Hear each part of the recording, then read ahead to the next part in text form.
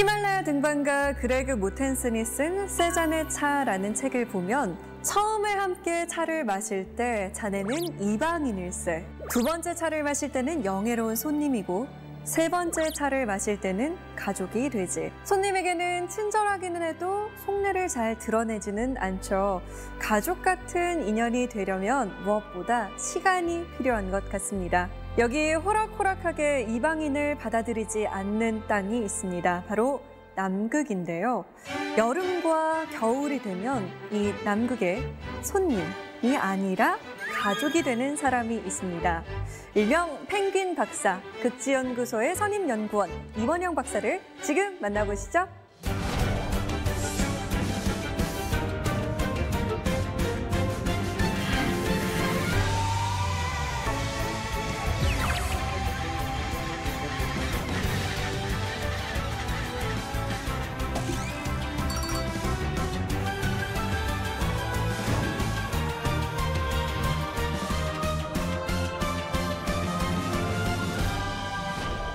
네, 박사님 반갑습니다. 네, 안녕하세요. 네, 저희가 갑자기 남극으로 소환이 되었어요. 네, 여기 남극이에요. 네, 그러니까요.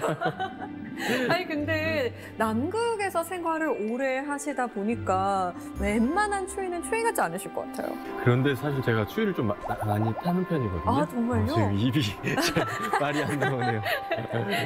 그래서 거의 늘 내복 같은 것도 챙겨 입고요.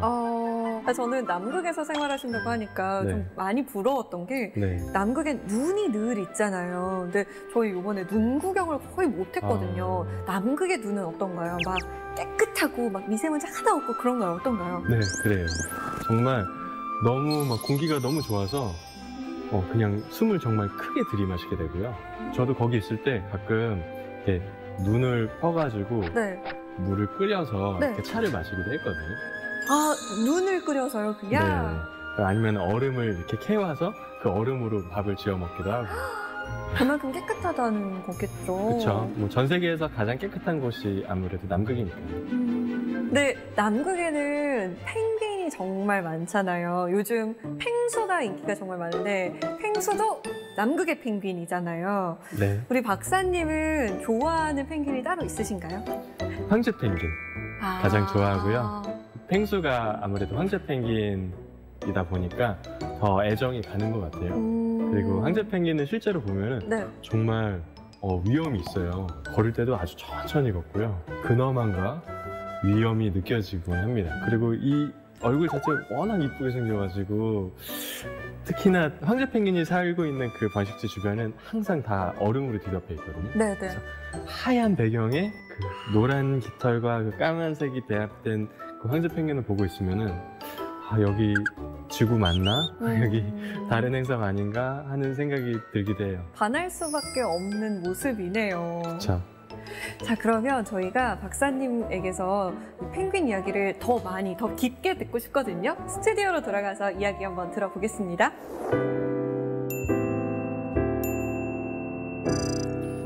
안녕하세요. 극지연구소에서 동물의 행동을 연구하고 있는 이원영입니다. 오늘 제가 준비한 이야기는 바로 펭귄의 행동 생태 연구인데요. 우리가 어떻게 펭귄을 연구하고 있고 그리고 펭귄을 오랫동안 보려면 우리가 어떻게 하면 좋을지를 여러분들하고 함께 고민해보는 시간을 가졌으면 좋겠습니다. 그럼 시작하겠습니다. 지금 보시는 사진은 바로 제가 어렸을 때 모습인데요. 한 5살 때, 6살 때였나? 거의 기억도 나지 않아요. 어렸을 때부터 저는 이렇게 동물을 궁금해하고 자연을 좋아하던 어린 아이였습니다. 그래서 집 근처에 있는 동물원에 가서 동물들을 저렇게 자주 들여다보고 관찰하는 걸 너무 즐겼어요. 그래서 과연 이런 일을 하면서 계속 살면 어떨까? 그런 걸 하면 너무 좋겠다라는 생각을 늘 품었습니다. 그리고 대학생이 되었을 무렵에 찍은 사진인데요. 저는 첫 해외여행지로 아프리카로 갔습니다. 남들은 보통 유럽이나 미국 이런 곳으로 배낭여행을 많이 갔는데 저는 어렸을 때부터 아프리카 너무 가보고 싶어 했었거든요.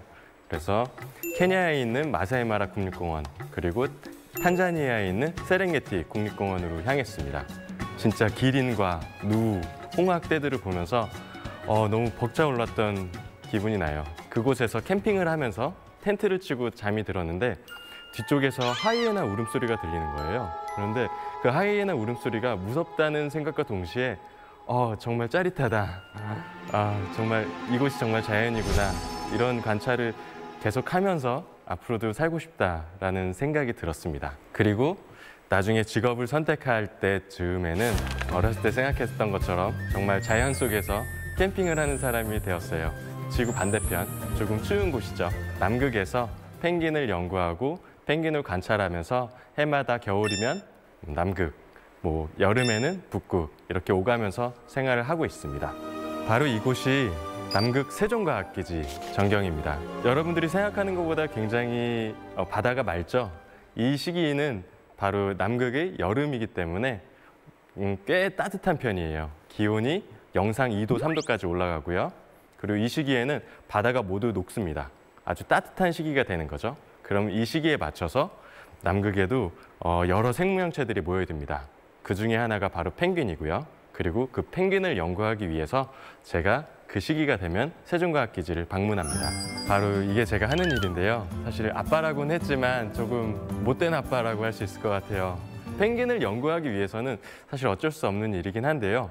제가 펭귄한테 가까이 다가가서 망을 들고 다니면서 펭귄을 잡고 그 펭귄한테 어떤 정보를 해내는 일을 하고 있습니다. 동물 행동학이라는 분야 자체가 과연 이 동물이 어떻게 행동하고 그런 행동을 왜 하는지 알아보고자 하는 거기 때문에 어쩔 수 없이 개체를 포획하는 일은 반드시 필요해요. 펭귄을 과연 어떻게 잡을까 궁금해하시는 분들도 많은데 생각보다 어렵진 않습니다. 왜냐하면 펭귄은 사람을 겁내하지 않거든요. 아주 가까이 다가가서 막 괴롭히지만 않는다면 사람이 그 근처를 지나가도 크게 신경 쓰지 않습니다. 왜 그럴까요? 바로 남극은 오랜 기간 동안 사람의 손때가 묻지 않은 곳이기 때문이죠. 그러니까 사람을 볼 일이 없었어요. 그 펭귄의 조상들로 거슬러 올라가다 보면 대략 한 6천만 년쯤 전부터 남극에서 펭귄이 살았다고 하는데요. 인간이 남극에 도달한 시점은 불과 한 200년 정도밖에 되지 않습니다. 그러니까 펭귄은 굳이 사람을 구별할 필요도 없고요. 겁낼 이유도 없는 거죠. 그래서 어떻게 보면 펭귄을 연구하는 거는 가장 쉬운 일 중에 하나예요. 그냥 가까이 다가가서 곶갈 같은 게 있거든요. 곶갈을 이렇게 씌워주면은 얘네들이 막 고개를 들고서 그 곶갈을 공격하려고 막 그럽니다. 그럼 그때 곶갈을 얼굴에다 이렇게 씌워주면은 눈이 가려지는 거죠. 그럼 잠잠해져요. 그럼 그때 이렇게 들고 오면은 그걸로 끝입니다. 간혹 가다가 좀 쉽게 포획되지 않는 녀석들도 있는데요. 그럴 때는 여기 사진에서처럼 좀 커다란 잠자리채를 들고 가서 이렇게 씌워주는 거죠. 그러면 잠자리채에 쉽게 포획이 됩니다. 그럼 그렇게 잡아서 제가 과연 뭘 하느냐? 바로 이런 일인데요. 뭘 달고 있죠? 바로 저 등에 뭘 달아줬는데 저게 바로 GPS라고 하는 위치 추적 장치예요. 그리고 머리에도 뭔가를 달고 있죠? 그 머리에 달린 거는 가속도계라는 장비입니다. 그래서 머리를 어떻게 움직였는지 그런 행동을 측정하기도 하고 또 GPS에 담긴 정보를 통해서 이 녀석이 어디까지 갔는지 그리고 뒤에는 또 비디오 카메라도 달려 있거든요. 그걸 가지고 펭귄의 눈으로 본 물속 생활도 저희가 엿볼 수가 있는 거죠. 이런 연구 분야를 바로 바이오 로깅이라고 부릅니다. 일반적으로 로깅이다라고 하면 뭔가를 기록한다는 뜻이거든요. 그런데 바이오 로깅이라고 하면은 어떤 생물체의 몸에 그 기록 장치를 붙여서 대신 기록하게 만든다는 거죠. 그래서 이런 바이오 로깅 장치를 이용하면 펭귄의 어떤 정보들을 제가 굳이 열심히 따라다니지 않아도 펭귄이 스스로 가서 이제 정보를 다 모아온 다음에 저에게 건네주기 때문에 그걸 통해서 동물의 행동을 아주 정확하게 측정할 수가 있게 됩니다. 이게 수심 기록계라는 장비입니다. 여기에는 수압을 측정할 수 있는 센서가 달려 있어서 이 펭귄들이 얼마나 깊이 잠수했는지를 1초에 한 번씩 계속해서 기록하게 돼요. 얘가 언제 잠수했고 언제 잠수를 끝냈는지도 알 수 있게 되는 거죠. 그리고 이거는 아까 젠투 펭귄 등에 달아줬던 GPS 장치인데요. 그래서 이거를 등에 이렇게 달아주면은 한 하루 정도 제가 트래킹을 하는데요. 그 위치 정보들이 아주 정확하게 뜨는 거죠. 그리고 이것도 GPS 장치인데요. 또 마찬가지로 펭귄의 위치 추적을 할 때 사용되는 흔한 장비들입니다. 이런 게 펭귄한테 좀 해가 되지는 않을까 걱정하시는 분들도 많이 있어요.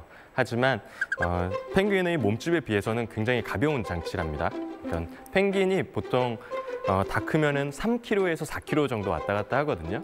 하지만 이 장치는 한 30g, 50g 정도밖에 되지 않기 때문에 펭귄 입장에서는 그렇게 무겁진 않을 것 같아요. 그럼 과연 이 녀석들이 어떻게 행동하는지 제가 직접 촬영한 걸 한번 보여드릴게요. 네, 지금 이게 물속으로 이제 들어가기 시작한 겁니다. 이제 척척척 하는 소리 들리죠? 이제 날개짓을 하면서 이제 수영을 하는 거예요. 이제 주변에 있는 친구들이랑 지금 같이 나갔습니다.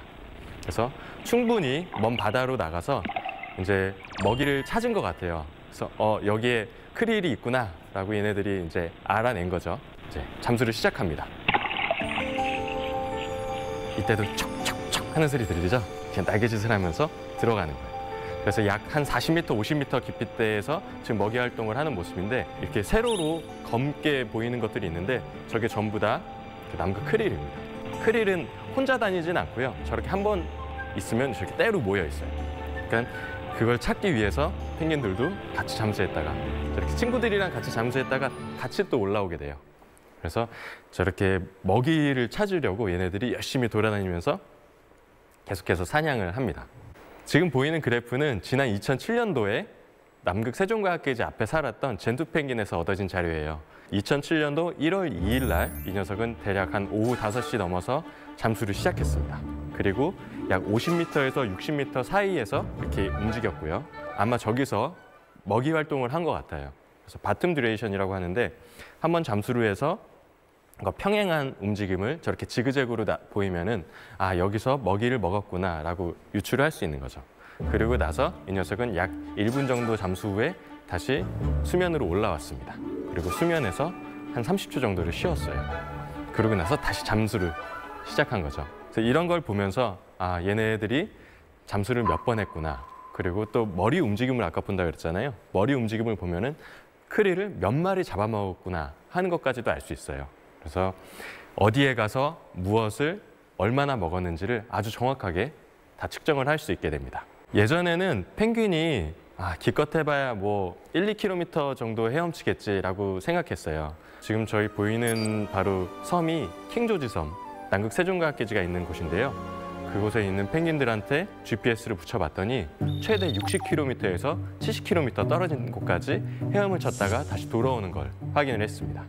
그러니까 굉장히 먼 거리죠. 60km에서 70km라고 하면은 서울에서 인천 끄트머리까지 갈 정도의 거리예요. 근데 그 정도의 거리를 뭐 아무런 뭐 어떤 이정표나 나침반 없이도 얘네들은 정확하게 먹이가 있는 곳을 가서 그 먹이 사냥을 하다가 다시 제자리로 돌아오는 거죠. 그래서 과연 이 녀석들은 먹이가 있다는 정보는 과연 어떻게 알아내는 걸까? 그리고 갔다가 어떻게 다시 제자리로 돌아오는 걸까? 그것도 굉장한 연구 주제 중에 하나고요. 아직도 사람들이 잘 모르고 있어요. 근데 아마 냄새를 통해서 알아낼 거라고 알고는 있지만 과연 정확하게 그런 메커니즘이 어떻게 이루어지는가도 저희들의 가장 큰 관심사고요. 그리고 또 한 가지 궁금한 점은 이 녀석들이 60km, 70km 떨어진 곳까지 갔다가 오는 동안 한 열흘 정도 걸리거든요. 근데 열흘을 쉬지 않고 헤엄을 치는 거예요. 그럼 과연 얘네들은 잠을 자는 걸까? 그러니까 열흘 정도를 잠을 자지 않고 계속해서 헤엄을 치는 건지, 만약에 잠을 잔다면 우리가 꼬박꼬박 졸듯이 이 펭귄들도 그렇게 졸면서 헤엄을 치는 건지 그런 것도 너무 궁금한 내용 중에 하나입니다. 그렇다면 펭귄의 생태에 대해서 좀 더 자세하게 들여다보도록 하겠습니다. 펭귄은 일반적으로 한 번에 1개 내지는 2개의 알을 낳아요. 1개의 알을 낳는 펭귄은 황제 펭귄과 임금 펭귄 이렇게 두 종이 있고요. 나머지 펭귄들은 대부분 저렇게 2개의 알을 낳습니다. 그리고 2개의 알을 낳아서 암수가 번갈아 가면서 품어주죠. 그래서 암수가 하는 역할이 굉장히 비슷해요. 그리고 겉으로만 봐서는 저 젠투 펭귄이 암컷인지 수컷인지를 알기가 어렵습니다. 거의 비슷하게 생겼거든요. 그리고 하는 역할도 굉장히 비슷하고요. 한 부모가 품어주는 동안은 다른 부모가 나가서 먹이 활동을 하고, 그리고 이 녀석이 다시 돌아오면 바톤 터치를 하고 또 부모 둥지에 있었던 녀석이 다시 바다로 나가는 거죠. 이렇게 번갈아서 하기 때문에 혹시라도 이 부모 중에 한 녀석이 열심히 양육에 참여하지 않는다라고 하면 새끼를 제대로 키울 수가 없게 됩니다. 부모가 서로 잘 협력해서 양육을 하는 게 필요하죠. 지금 이 녀석은 태어난 지 얼마나 됐을까요? 한 3일 된 아주 뽀송뽀송한 솜털로 뒤덮인 젠투 펭귄 새끼입니다. 갓 태어났을 때는 한 90g 정도, 100g 미만이에요. 아주 작죠. 그런데 이 녀석들은 계속해서 태어나자마자 어미와 아비로부터 그 크릴 새우를 얻어먹습니다. 그래서 그렇게 크릴을 얻어먹으면서 거의 뭐 하루가 다르게 커나가요. 그래서 몸무게를 재보면 그날은 100g이었다, 다음 날은 200g, 또 다음 날은 300g, 이렇게 거의 몸무게가 2배로 막 증가하더라고요.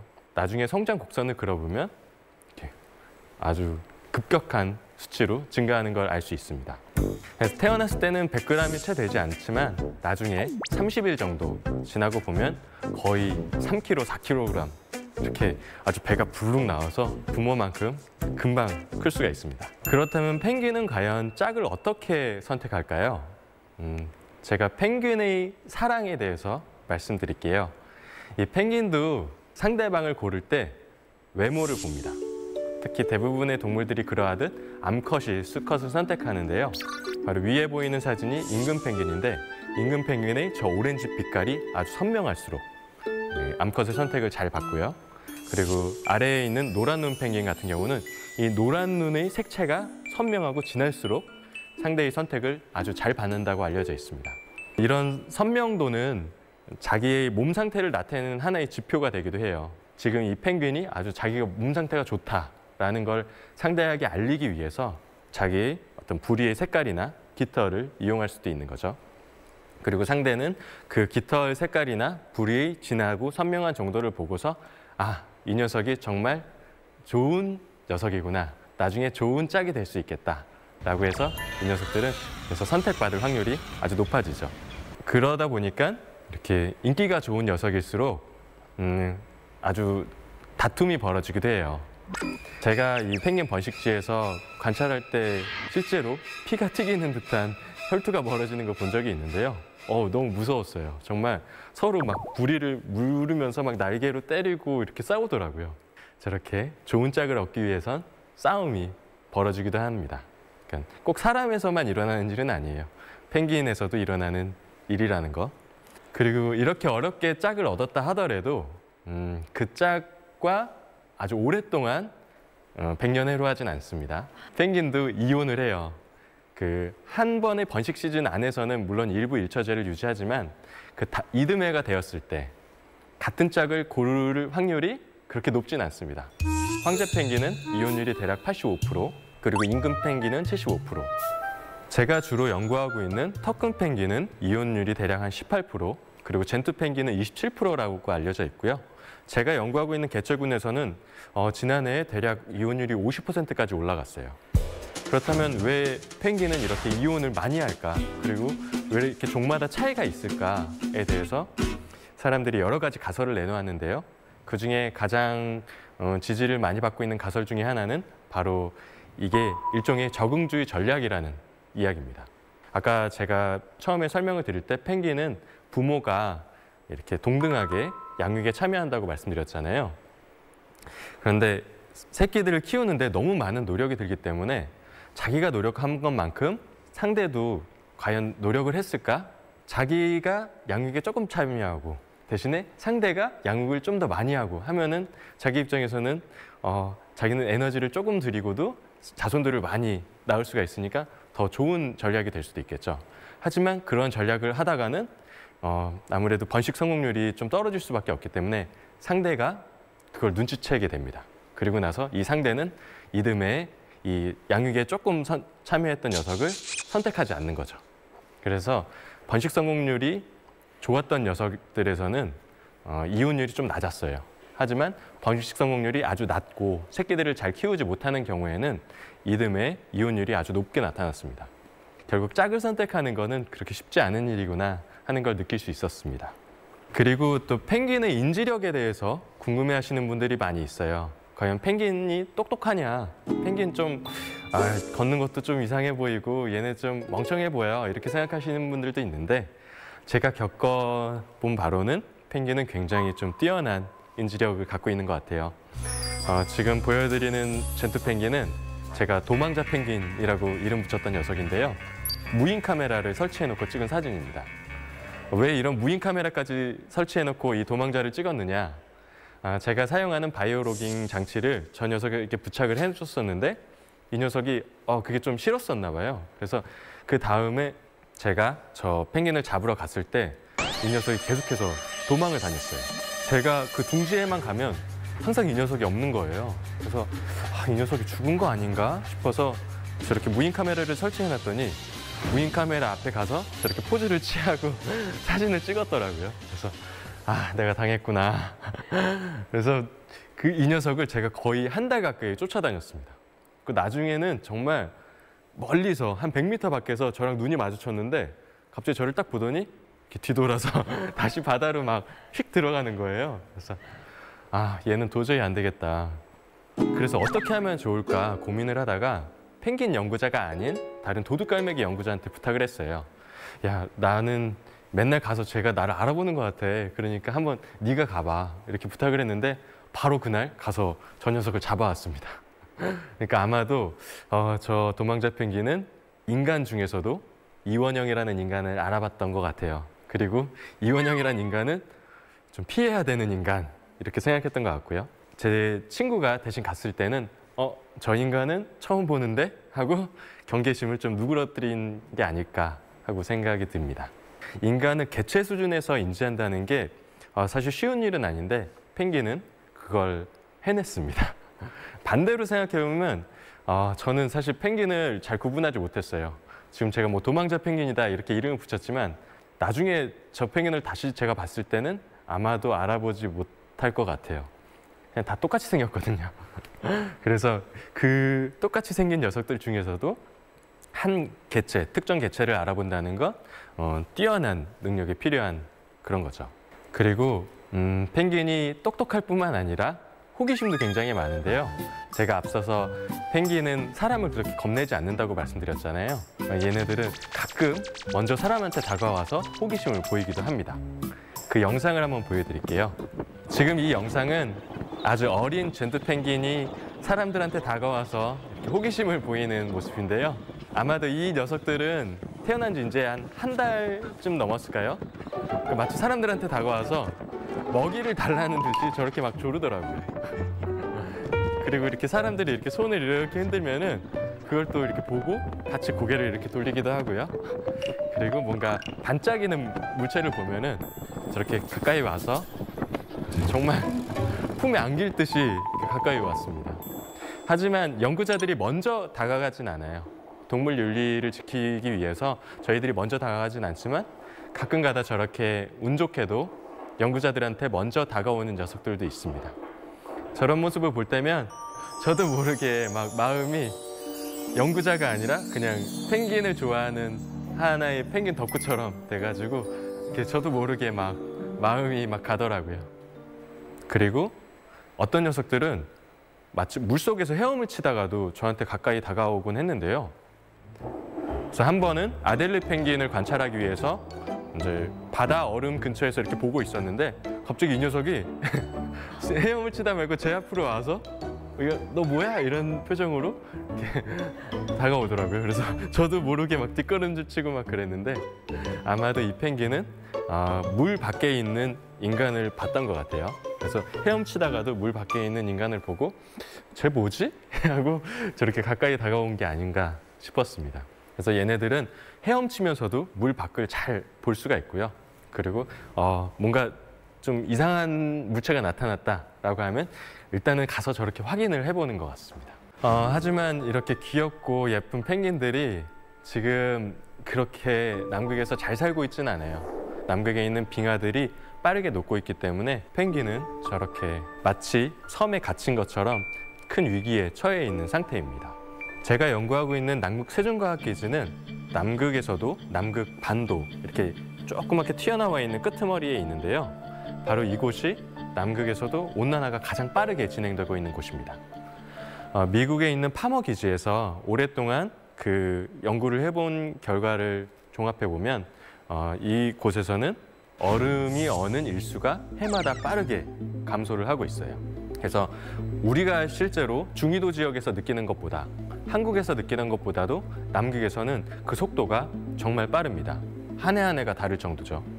그리고 남극에서도 온난화가 일어나고 있는 지역이 위치마다 조금씩 다르거든요. 그래서 어떤 사람들은 여기는 뭐 남극 아직도 얼음 이렇게 많고 뭐 괜찮은 것 같은데 뭐 어때? 이렇게 생각하시는 분들도 있는데 남극에서도 지금 남극 반도 지역이 특히나 온난화가 빠르게 되고 있고요. 그리고 바다 얼음이 생기는 해빙의 면적도 빠르게 줄어들고 있습니다. 그럼 우리나라 세종기지에도 좀 어떤 변화가 있었나요? 예, 제가 가보면 정말 그 변화를 아주 잘 느낄 수가 있었는데요. 특히 제가 지난 1월에 남극에 있을 때 기온이 영상 10도까지 올라간 적이 있어요. 남극에서요? 예, 근데 뉴스를 보니까 아르헨티나 기지 인근에서는 20도 넘게 올라간 기록이 이번에 최고 기록을 경신했더라고요. 그래서 어떤 분들은 진짜 반바지에 반팔 입고 다니시는 분들도 있었고요. 정말 좀 무서울 정도였습니다. 이게 남극이 이렇게 따뜻해도 돼? 싶을 정도로. 그래서 가끔 펭귄들 보면은 입을 벌리고 혓바닥을 내밀고 있어요. 더워서? 네, 강아지들이 이렇게 열을 식힐 때 이렇게 혀를 내밀고 헥헥거리잖아요. 네. 그런 것처럼 펭귄들이 헥헥거리고 있더라고요. 그래서 얘네들이 얼마나 더우면 이럴까 싶을 정도였고요. 이런 변화가 세종과학기지에서 정말 빠르게 일어나고 있는 것 같습니다. 그 남극반도에 있는 파머 기지에서 개체군을 쭉 오랫동안 조사를 해봤는데요. 지금 결과를 보면 아델리 펭귄이 1975년도부터 약 90%가 감소했다는 결과가 나왔어요. 하지만 지금 파란색 그래프는 빠르게 증가하고 있는 걸 볼 수 있는데요. 파란색 그래프는 바로 젠투 펭귄입니다. 그러니까 젠투 펭귄은 오히려 남극 반도에서 그 숫자가 빠르게 늘어나고 있어요. 남극에 있는 펭귄들이 다 위험하다고 해놓고 이게 무슨 얘기냐 의아해하시는 분들도 있을 텐데 바로 남극에서도 이런 온난화에 맞춰서 어떤 녀석들은 좀 타격을 좀 심하게 받고 있고요. 또 어떤 녀석들은 남극 반도가 새로운 터전이 돼서 그곳으로 빠르게 모여들고 있습니다. 젠투 펭귄은 아델리 펭귄에 비해서 좀 따뜻한 곳을 좋아하는 녀석들이거든요. 주로 아남극권에 걸쳐서 분포를 하고 있는데 이 녀석들은 남극 반도가 점점 따뜻해지니까 이 살고 있는 곳을 점점 남쪽으로 옮기고 있어요. 그래서 젠투 펭귄은 그럼 더 좋은 거 아닐까라고 생각할 수도 있지만 젠투 펭귄이 원래 살던 곳, 젠투 펭귄의 원서식지도 지금 빠르게 막 변화를 겪고 있기 때문에 사실은 뭐 어떤 펭귄은 좋아지고 있고 어떤 펭귄은 나빠지고 있다라고 할 수는 없고요. 지금 전체적으로 지금 심하게 변동을 보이고 있다라고 이해하시는 게 정확할 것 같습니다. 그리고 남극에 있는 여러 펭귄들 중에서도 가장 심한 타격을 입고 있는 녀석들은 바로 해빙 위에서 알을 낳고 키우는 황제 펭귄인데요. 황제 펭귄은 아까 보여드렸던 젠투 펭귄이나 아델리 펭귄과는 다르게 그냥 자기 다리에다가 알을 낳고 그 위에서 키웁니다. 그러니까 자기 몸이 곧 집인 셈이죠. 그리고 이 황제 펭귄은 아주 독특하게도 바다 얼음 위에서 번식을 해요. 그러니까 바다 얼음이 곧 자기의 터전인 셈이죠. 그런데 바다 얼음이 어는 면적이 해마다 조금씩 줄어들고 있기 때문에 지난 50년 동안 벌써 절반 가까이 줄어들었고요. 이러한 추세가 앞으로 계속된다면 약 2100년도에는 전체가 사라질 수도 있다라는 시나리오가 나왔습니다. 아마도 우리의 후손의 후손 즈음에는 황제 펭귄을 책이나 뭐 사진으로만 볼 수도 있어요.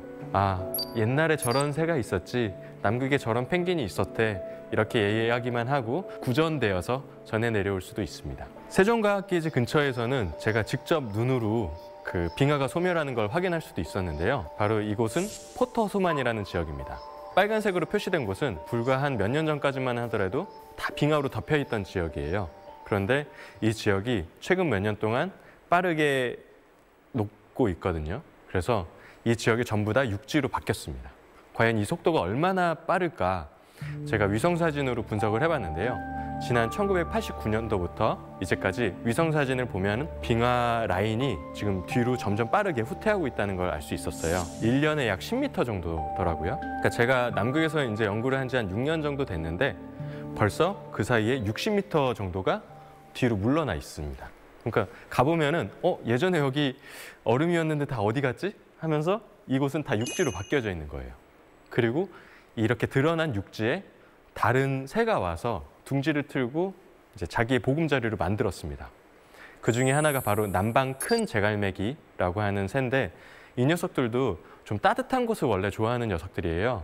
그래서 뭐 남아프리카 공화국 아니면 칠레 이 남쪽에 사는 녀석들인데 지금은 남극 반도에서 저렇게 둥지를 틀고 번식을 하고 있습니다. 남극 반도가 과연 얼마나 따뜻해져 가고 있는지를 보여주는 하나의 척도가 될 수도 있을 것 같아요. 그리고 이 포토소만뿐만 아니라 바로 그 근처에 있는 마리안소만이라고 하는 지역은 1년에 20m에서 30m까지도 빠르게 빙하가 소멸하고 있거든요. 그래서 지난 6년 동안 그곳은 이미 150m 정도가 빙하가 사라졌습니다. 그래서 그 지역에 있는 지도가 바뀔 정도예요. 제가 갈 때마다 와, 여기 또 바뀌었구나. 와, 여기 또 없어졌어. 이렇게 눈으로 확인하고 체감하고 큰일이다. 걱정을 하게 될 정도로 너무 피부로 와 닿았습니다. 그 온난화의 원인이 바로 인간이죠. 그러니까 펭귄의 위기는 결국 인간이 만들어낸 결과라고도 볼 수 있을 것 같아요. 본격적으로 인간이 산업화를 진행하면서 그때부터는 펭귄이 이용할 수 있는 그 펭귄의 먹이원이 빠르게 줄어들게 됩니다. 펭귄과 고래, 물개의 주요 먹이원이 되는 남극 크릴은 바로 해빙 밑에서 사는 동물 플랑크톤이에요. 그 크릴이 그 해빙 밑에서 계속해서 번식을 해야 되는데 해빙이 줄어들게 되니까 바로 펭귄의 먹이원이 점점 감소하게 되는 거죠. 그래서 앞으로는 과연 이 지구온난화 추세가 어떻게 될까 염려하시는 분들이 많은데 생각보다 그렇게 상황은 좋지 않아요. 그러니까 기후학자들의 예상에 따르면 지금과 같은 추세가 계속됐을 때는 2100년도에 지구 평균 온도가 4도에서 5도까지 상승할 거라고 이야기를 합니다. 이미 산업혁명 이후로 1도가 증가를 했어요. 과연 이 위기를 타개하기 위해서는 어떻게 해야 될까? 여러 가지 약속을 하기 시작했는데 바로 그 중에 하나가 기후의 상승폭을 1.5도 정도로 막아보자라는 거죠. 이미 1도만큼 상승을 했으니까 앞으로 남은 거는 바로 0.5도입니다. 그래서 만약에 우리가 1.5도보다 더 상승이 됐을 경우에는 이 지구의 생태계가 어떻게 바뀔지 지금 아무도 몰라요. 아마도 많은 생물상이 사라질 것이고 그리고 더 많은 기후 변동이 일어나겠죠. 기후변화에 관한 정부 간 협의체라고 하는 IPCC라고 하는 곳에서 매년 보고서를 발간하는데요. 지난해 IPCC 보고서에는 바로 이런 얘기가 담겼습니다. 우리 개인이 할 수 있는 것 중에 가장 효과적인 것 중에 하나는 바로 채식 기반의 식생활일 것이다. 우리가 만약 채식을 조금 더 늘린다면 앞으로 온실가스 배출을 훨씬 더 많이 줄일 수 있다라고 명시를 하였습니다. 만약 우리가 일주일에 하루씩만 채식을 한다면 온실가스의 25분의 1을 줄일 수 있다라는 예측치가 나와 있습니다. 사실 이렇게 채식이 온실가스 배출량을 줄이는 데 효과적인 이유 중에 하나는 육류가 만들어내는 이산화탄소 양이 너무 많기 때문이에요. 만약에 우리가 소고기를 먹는다면 그 소고기를 만들기 위해서 소를 키워야겠죠. 그렇다면 그 소를 키우는데 엄청나게 또 많은 곡식이 들어갈 거고요. 직관적으로 생각해 봤을 때 우리가 만약에 소고기 대신에 그 곡식들을 먹는다라고 하면은 그 사이에 많은 에너지를 아낄 수가 있게 됩니다. 만약에 우리가 감자나 고구마를 먹는다면 그만큼 온실가스 배출량을 획기적으로 줄일 수가 있는 거죠. 그리고 채식을 여러분께서 실천한다 하더라도 사실 또 고민해봐야 되는 부분이 한 가지 있는데요. 바로 푸드 마일리지라는 개념입니다. 푸드 마일리지라는 개념은 결국 우리가 먹는 음식이 우리 밥상으로 오는 데까지 얼마나 많은 거리를 여행했느냐라는 개념인데 우리가 소비하는 많은 식자재들은 먼 거리를 여행한 것들이 상당히 많이 있습니다. 음식이 어디서 왔는지 프랑스와 영국과 일본과 한국을 비교해 본다면 한국 사람들이 소비하는 푸드 마일리지가 가장 높아요. 하지만 뭐 프랑스 같은 경우는 그 지역 생산물을 소비하는 데 더 많은 노력을 기울이고 있기 때문에 우리에 비하면 거의 10분의 1 정도의 푸드 마일리지 밖에 되지가 않죠. 만약에 바나나를 먹고 아보카도를 먹는다면 좀 다시 한번 고민해 볼 필요도 있어요. 바나나가 생산되는 필리핀에서 한국까지 먼 거리를 또 배를 타거나 비행기를 타고 와야 되는 거잖아요. 우리나라까지 오려면 얼마나 많은 이산화탄소가 배출이 되는지 여러분들이 생각해 보신다면 바로 이 푸드 마일리지라는 개념도 이산화탄소 배출을 줄이기 위한 좀 좋은 개념이 될 것 같아요. 그냥 단순히 우리가 채식을 했으니까 온실가스를 줄였다라는 게 아니라 우리가 지역 농산물, 지역에서 만들어진 가까운 거리를 이동한 음식물을 먹고 이 일을 통해서 온실가스를 줄였다라는 게 조금 더 효과적인 우리 행동이 될 것 같습니다. 그러면 박사님도 지금 채식을 하고 계시나요? 채식을 하기 위해서 네. 노력을 하고 있습니다. 최소한 고기를 안 먹으려고 한 지 이제 8개월 정도 됐어요. 그렇구나. 그래서 지난해 남극 기지 갔을 때도 네. 고기를 한 번도 먹지 않았습니다.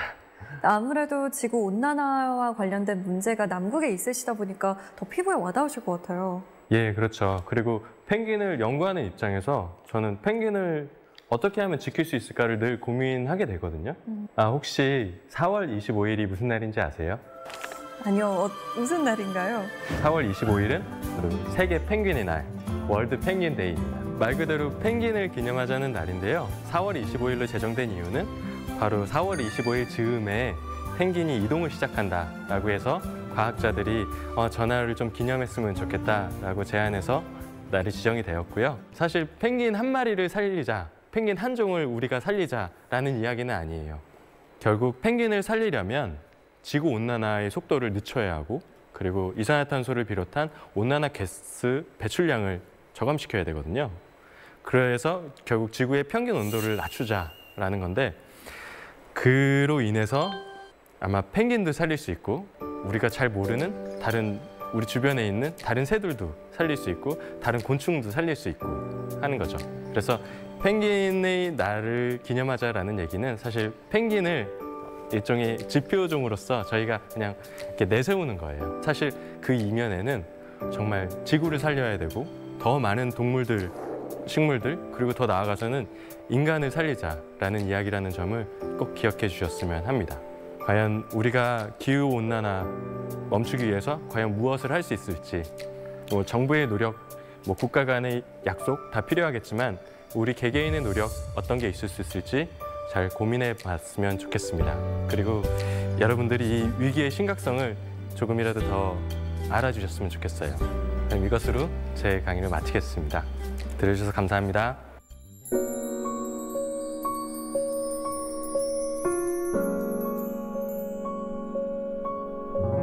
네, 박사님 강연 정말 잘 들었습니다. 고맙습니다. 감사합니다. 함께 남극에 다녀온 것 같은 기분이 드는데요. 오늘 펭귄 박사님 만난다고 하니까 사세계 공동체 여러분께서 질문을 많이 보내주셨어요. 함께 볼까요?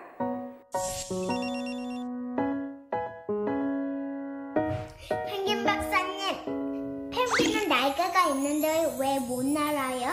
펭귄은 왜 뒤뚱뒤뚱 걸어요? 네, 이 어린이들에 이어서 파주 청석초등학교 친구들의 질문도 받겠습니다. 안녕하세요. 저희는 파주 청석초등학교 펭귄을 사랑하는 어린이들입니다. 펭귄은 바깥에서는 뒤뚱뒤뚱 엄청 느리게 다니잖아요. 이렇게 느린 애들이 물속에서도 느린 걸까요? 북극은 최고로 추우면 영하 70도까지 내려가고 남극은 북극보다 더 춥잖아요. 이렇게 추운 북극 남극에 사는 펭귄들이 어떻게 추위를 안 탈 수 있는지 궁금해요. 박사님 알려주세요. 펭귄은 더운 나라 아프리카에서는 살 수 없나요? 사실 집에서도 키우고 싶거든요. 집에서는 키울 수 없나요? 박사님 알려주세요. 네, 어린 친구들이 아주 네. 질문을 막 쏟아냈어요. 너무 날카로운 질문들을 많이 해줬네요. 펭귄은 왜 날 수 없냐? 그리고 펭귄은 왜 이렇게 육지에서는 뒤뚱뒤뚱 하는데 물속에선 빠르냐? 네. 얘기를 해줬는데 실제로 펭귄은 날 수가 있습니다. 펭귄이 날 수 네. 있어요? 물속을 나는 거죠. 날개를 이용해서 물속을 엄청나게 자유자재로 날아다녀요. 펭귄들은 물속에 있는 물 입자들을 가르면서 나는 모습처럼 보이기도 합니다. 그리고 펭귄은 많은 새들 중에서도 유일하게 그 잠수에만 특화된 조류거든요. 펭귄의 삶을 한 100이라고 봤을 때 그중에 한 80은 물속에서 보내거든요. 근데 한 80이나요? 20 정도만 이제 번식을 위해서만 잠시 무태에 올라오는 겁니다.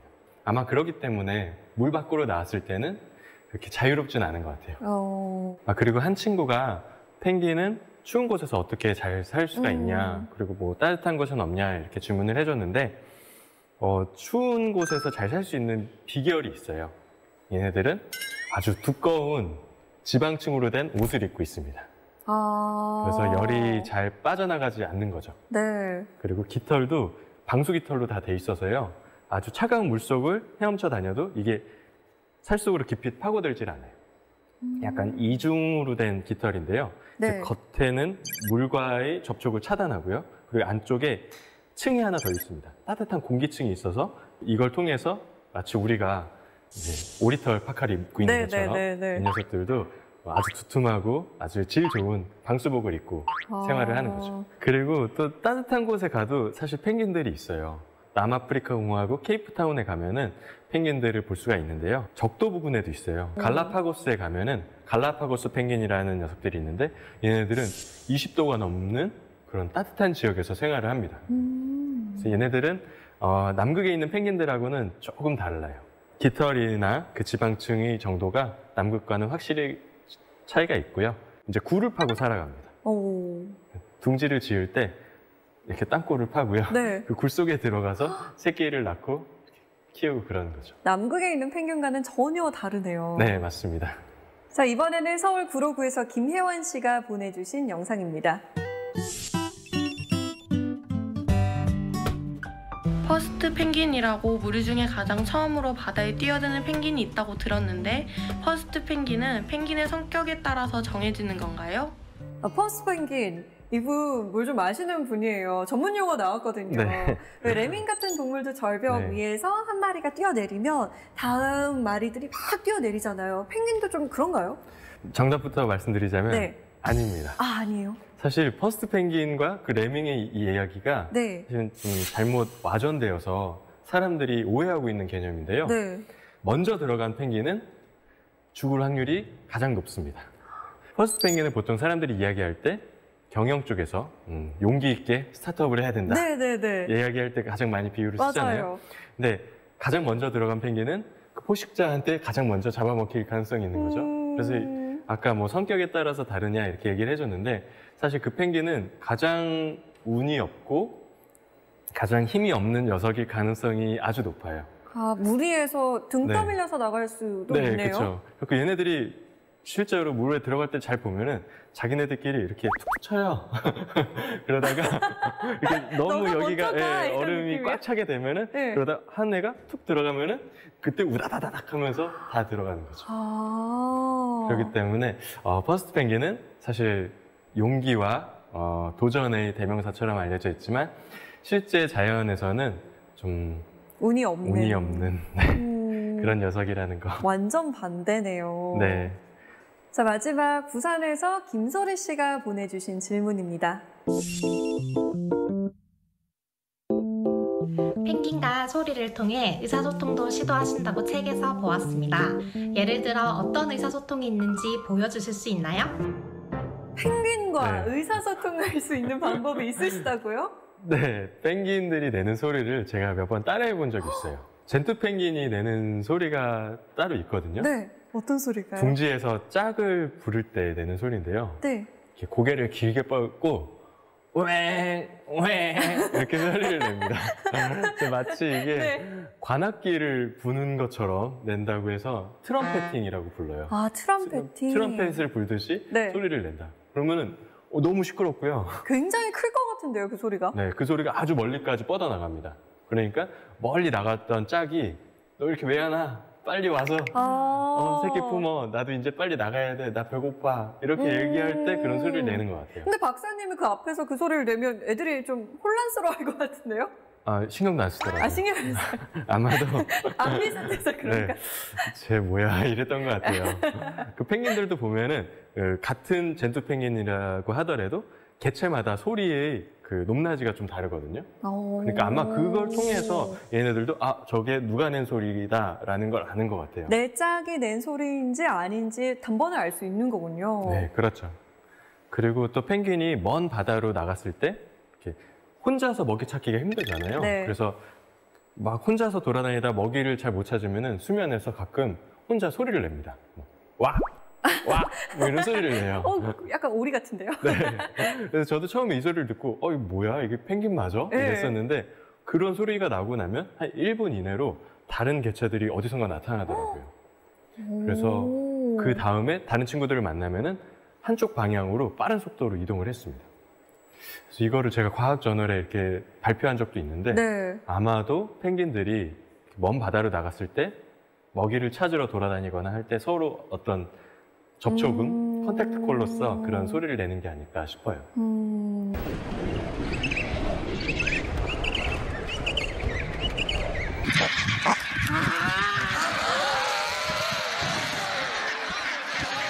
이렇게 늘 펭귄을 관찰하고 펭귄과 거의 함께 살다시피 하셨는데 한국에 돌아오면 펭귄 생각 많이 나실 것 같아요. 언제 가장 많이 나세요? 좀 직장 생활에 지칠 때? 일상생활에 좀 치일 때? 네. 힘들다 할 때는 좀 펭귄 생각이 많이 나고요. 그럴 때는 제가 컴퓨터에 이제 저장해 놓은 펭귄 사진 폴더가 있거든요. 네. 그래서 그거를 보면서 좀 힘을 얻고는 합니다. 이렇게 보니까 거의 뭐 펭귄에게 영상 편지라도 한번 쓰셔야 될 것 같은데 어떻게 하시겠어요? 저희가 음악을 좋은 걸 한번 깔아드리겠습니다. 예. 제가 재작년에 그 펭귄 마을에서 이름을 붙여준 젠트 펭귄이 있어요. 네. 그 엄마랑 아빠한테도 제가 이름을 붙여주고 한 2달 정도를 계속해서 관찰한 적이 있거든요. 그 아이들 이름이 여름이와 겨울이에요. 예쁘네요, 이름이. 네.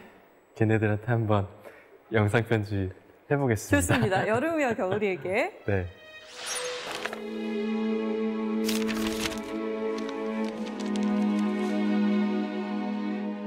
여름아, 겨울아, 잘 있니? 사실 여름이는 하늘나라로 갔잖아. 하늘나라에서도 잘 살길 바라고, 겨울아, 너 여름이 대신 화이팅해서 넌 오래오래 잘 살길 바란다. 다음에 만나면 도망가지 말고 인사해. 안녕. 여름이는 어쩌다가? 제가 관찰하는 동안에 네. 어느 날 이렇게 사체로 발견이 됐거든요. 아마 어떤 병에 감염이 됐거나 그랬던 것 같아요. 근데 사인은 알 수 없지만 나중에 결국 독립한 녀석은 겨울이 한 마리밖에 없었습니다. 관찰을 하다가 뭐 사체로 발견이 된다거나 아니면 잡아 먹힌다거나 이러면 마음이 굉장히 아프실 것 같아요. 그렇죠. 그럴 때는 마치 제 새끼인 것처럼 저도 모르게 감정이입이 되더라고요. 그리고 특히나 그 죽은 여름이가 도둑갈매기한테 뜯어 먹힐 때는 가서 막 도둑갈매기를 막 뜯어 말리고 싶었거든요. 그리고 이게 결국 남극 생태계구나 하는 생각이 들었습니다. 이번에 남극에 돌아가시면 꼭 겨울이를 만나서 인사 나누시길 바라겠습니다. 네. 오늘 강연 정말 감사했습니다. 네, 고맙습니다. 감사합니다.